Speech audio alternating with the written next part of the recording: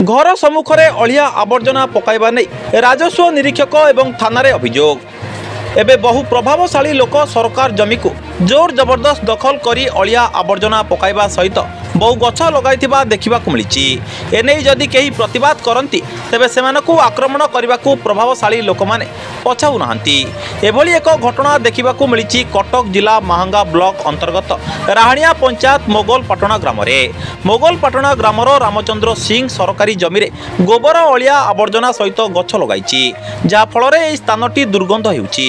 एनै मोगलपाटना ग्रामर प्रशांत सिंह ता घर सम्मुखें सरकारी जमी रे कहीं अलिया आवर्जना पकाउच बोली पचारिबारु रामचंद्र तांको पुत्र बुना सिंह एवं स्त्री सरस्वती सिंह संगबद्ध भाव आक्रमण करने सहित विभिन्न प्रकार अश्लील भाषा गाड़ीगुलज करते।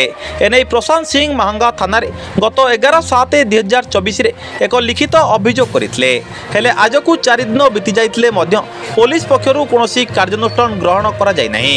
सेपरि सरकारी जमी को रामचंद्र दखल करबा नै राजस्व निरीक्षक को जणाइतिले मध्य से नीरव द्रष्टा साजिचंती। तेणु पुलिस एवं तहसील प्रशासन आगकू की प्रकार पदक्षेप नेउचंती ता देखिबाकू बाकी रहिला। कटकरू रमेश साहू को रिपोर्ट, सूर्यास्त न्यूज। मो नाम प्रशांत कुमार सिंह, घर मोगलपाटना। मो घर सामने राम सिंह जोर जबरदस्त सरकारी जगह को दखल करुच्ची। आरआई ऑफिस रे बारंबार अभियोग कले सत्वे से कौन पदक्षेप नेउनी। आ मते ये कथा कहबारू से 3 जन मिसिकी मारिले। मु जाई थाना रे एफआईआर करछि। की आपन को मारिले? राम सिंह ता स्त्री सरस्वती सिंह ता पुआ बुना सिंह। काहे की मारले? एई जगह रो अलिया हटाया पे कहबारू कहले कोन तो बोपा जगह आम जगह रे आमे अलिया पकई।